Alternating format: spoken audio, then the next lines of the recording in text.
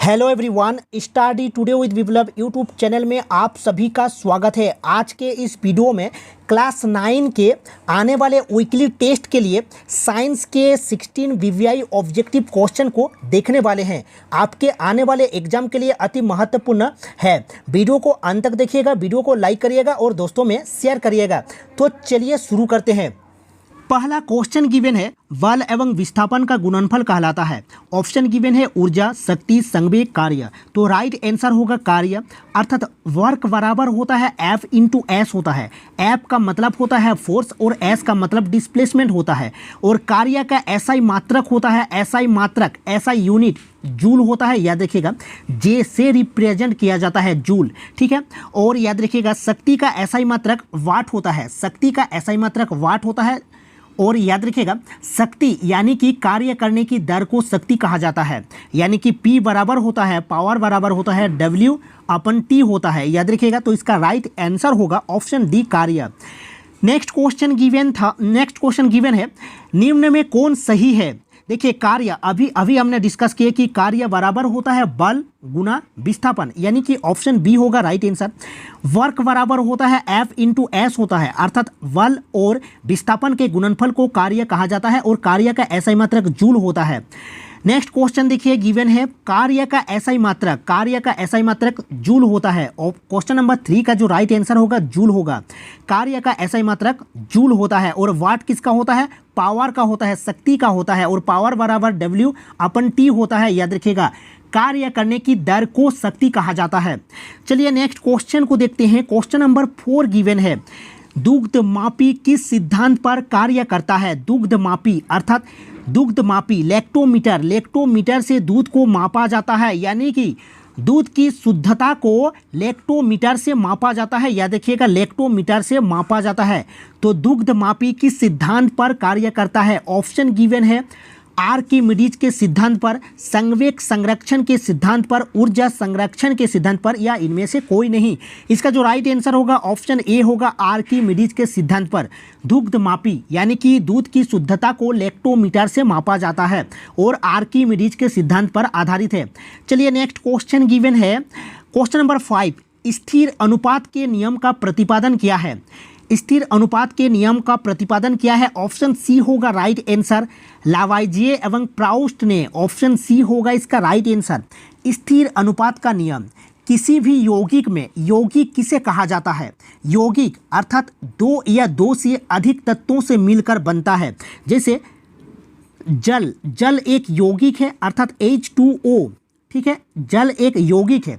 तो स्थिर अनुपात का नियम कहता है कि किसी भी यौगिक में तत्व सदैव एक निश्चित द्रव्यमानों के अनुपात में ही उपस्थित रहते हैं। जैसे जल में हाइड्रोजन एवं ऑक्सीजन द्रव्यमानों के अनुसार सदैव 1:8 के अनुपात में विद्यमान रहते हैं। इसे निश्चित अनुपात का नियम भी कहते हैं। याद रखिएगा, इसे निश्चित अनुपात का नियम भी कहते हैं। तो चलिए नेक्स्ट क्वेश्चन को देखते हैं। क्वेश्चन नंबर 6 को देखिए। क्वेश्चन नंबर 6 गिवन है, 1 नैनोमीटर बराबर होता है, 1 नैनोमीटर बराबर होता है 10⁻⁹ मीटर के बराबर होता है। 10⁻⁹ मीटर के बराबर होता है, यानी यहाँ मीटर होगा। ऑप्शन बी होगा राइट आंसर, ठीक है। और याद रखिएगा 1 मीटर बराबर होता है, 1 मीटर बराबर होता है 10⁹ नैनोमीटर, ठीक है। 1 मीटर बराबर होता है 10⁹ नैनोमीटर और 1 नैनोमीटर बराबर होता है 10⁻⁹ मीटर। तो ऑप्शन बी होगा राइट आंसर। चलिए नेक्स्ट क्वेश्चन को देखते हैं। क्वेश्चन नंबर 7 को देखिए। क्वेश्चन नंबर 7 गिवन है, सोडियम ऑक्साइड का सूत्र है, सोडियम ऑक्साइड यानी Na2O, सोडियम ऑक्साइड का सूत्र Na2O होगा। ऑप्शन बी होगा राइट आंसर, ऑप्शन बी होगा राइट आंसर।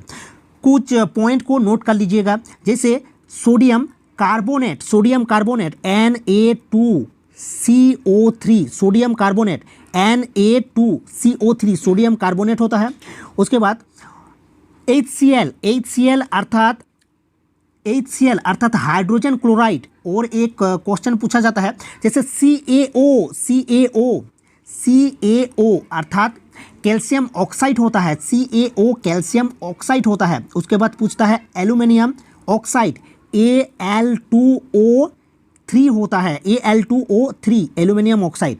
तो चलिए नेक्स्ट क्वेश्चन को देखते हैं। क्वेश्चन नंबर 8 को देखिए। क्वेश्चन नंबर 8 गिवन है, परमाणु द्रव्यमान को किस इकाई में नापते हैं? तो इसका जो राइट आंसर होगा यू होगा, यानी कि यू यानी यूनिफाइड द्रव्यमान से व्यक्त किया जाता है परमाणु द्रव्यमान को। यूनिफाइड क्या होता है? यूनिफाइड याद रखिएगा। पहले परमाणु द्रव्यमान को AMU से मापते थे, AMU से पहले मापते थे, लेकिन वर्तमान में यूनिफाइड से मापा जाता है, U से। नेक्स्ट क्वेश्चन को देखते हैं। नेक्स्ट क्वेश्चन गिवन है, बुझा हुआ चूना में उपस्थित तत्व के नाम है। देखिए बुझा हुआ चूना अर्थात कैल्शियम हाइड्रोक्साइड होता है, CaOH होल ट्वाइस होता है, कैल्शियम हाइड्रोक्साइड होता है, यानी कैल्शियम होता है, ऑक्सीजन होता है और हाइड्रोजन होता है। तो इसका राइट आंसर ऑप्शन बी होगा। फॉर्मूला को याद रखिएगा, कैल्शियम हाइड्रोक्साइड, बुझा हुआ चूना कैल्शियम हाइड्रोक्साइड, इसमें कैल्शियम होता है, ऑक्सीजन होता है और हाइड्रोजन। और याद रखना एक CaO यानी बिना बुझा हुआ चूना कैल्शियम ऑक्साइड, CaO क्या है? बिना बुझा हुआ चूना कैल्शियम ऑक्साइड। चलिए नेक्स्ट क्वेश्चन को देखते हैं। क्वेश्चन नंबर 10 को देखिए। क्वेश्चन नंबर 10 गिवन है, रोगवाहक कीट का उदाहरण है मक्खी, मच्छर, तिलचट्टा, इनमें से सभी। तो इसका राइट आंसर ऑप्शन डी होगा, इनमें से सभी होगा। ठीक है, जैसे मलेरिया का जो रोगवाहक है वो है फीमेल एनोफिलिस मस्कीटो, जो कि मच्छर से काटने से होता है। फीमेल एनोफिलिस मस्कीटो एक पैरासाइट है। ठीक है, तो इसका राइट आंसर ऑप्शन डी होगा।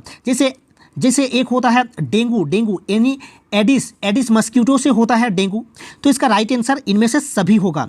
चलिए नेक्स्ट क्वेश्चन को देखते हैं। क्वेश्चन नंबर 11 को देखिए। क्वेश्चन नंबर 11, एक संक्रामक रोग है, हृदय रोग, कैंसर, कुष्ठ रोग या हैजा। इसका राइट आंसर हैजा होगा। हैजा एक जल जनित रोग है, हैजा जो है एक जल जनित रोग है, याद रखिएगा। तो इसका राइट जो आंसर होगा वो हैजा होगा। देखिए संक्रामक रोग के कुछ उदाहरण, जैसे संक्रामक रोगों में एक शरीर से अन्य शरीर में फैलने की क्षमता होती है। संक्रामक रोगों में एक शरीर से अन्य शरीर में फैलने की क्षमता होती है, जैसे छोटी माता हो गया, मलेरिया हो गया, पोलियो हो गया, एड्स हो गया, hepatitis A, hepatitis B, hepatitis C, dengue हो गया। ये सब संक्रामक रोगों के उदाहरण है। चलिए नेक्स्ट क्वेश्चन को देखते हैं। Question number 12। Question number 12 given है, मलेरिया का रोगवाहक है मच्छर, जिसका नाम है female Anopheles mosquito. Female Anopheles mosquito, जिसका नाम है फीमेल एनोफिलिस मस्कीटो। तो नेक्स्ट क्वेश्चन को देखते हैं। नेक्स्ट क्वेश्चन गिवन है क्वेश्चन नंबर 13, वायु द्वारा फैलने वाला रोग है खांसी जुखाम। इसका राइट आंसर होगा खांसी जुखाम। एड्स होता है HIV वायरस से, एड्स होता है HIV वायरस से। और डेंगू एक एडिस मस्कीटो से होता है, एडिस। ठीक है, हैजा एक जल जनित रोग है। तो इसका राइट आंसर खांसी जुखाम होगा, ऑप्शन ए होगा राइट आंसर। नेक्स्ट क्वेश्चन को देखते हैं। क्वेश्चन नंबर 14, किस पोषक तत्व की कमी से घींगा रोग उत्पन्न होता है? घींगा यानी आयोडीन की कमी से घींगा रोग उत्पन्न होता है। और याद रखना आयरन की कमी से यानी कि RBC की कमी से या फिर आयरन की कमी से क्या होता है? एनीमिया होता है आयरन की कमी से या RBC की कमी से। चलिए नेक्स्ट क्वेश्चन को देखते हैं। क्वेश्चन नंबर 15 को देखिए, निम्न में कौन सा जल जनित रोग है? वो हैजा है, जल जनित रोग है, हैजा हो गया। उसके बाद टाइफाइड हो गया, ठीक है, पेचिस हो गया, ये सब जल जनित रोग है। तो इसका जो राइट ऑप्शन होगा वो होगा ऑप्शन सी होगा, हैजा होगा। चलिए नेक्स्ट क्वेश्चन को देखते हैं। अंतिम क्वेश्चन को देखिए, किस जानवर के काटने से रेबीज वायरस फैलता है? कुत्ता, बिल्ली, मच्छर या इनमें से कोई नहीं। इसका जो राइट आंसर होगा कुत्ता होगा, ऑप्शन ए होगा कुत्ता। तो किस जानवर के काटने से रेबीज वायरस फैलता है? ना कुत्ता। तो ये था अंतिम क्वेश्चन। आई होप आपको वीडियो अच्छा लगा है तो वीडियो को लाइक करिएगा। मिलते हैं नेक्स्ट वीडियो में। Thank you.